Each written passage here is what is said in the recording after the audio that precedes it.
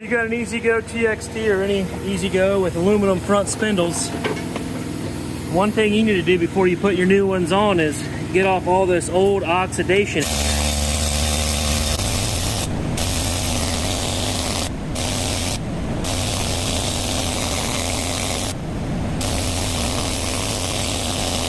Get it cleaned up from all the oxidation, and you start tinting silver. Throw some anti-seize on there and put your wheel back on. So get your favorite flavor anti-seize, you focus, then you throw your wheel back on with your cool new shiny lug nuts on your somewhat rusty wheels. Torque them suckers down, I don't know, 70-ish? What do golf cart wheels get torqued to? I don't know, they're 1/2-inch studs. You'll probably take 70. And it turns out the Googler says it's only 50 to 60 foot-pounds, so not 70 or 80. But we got them on. There you go.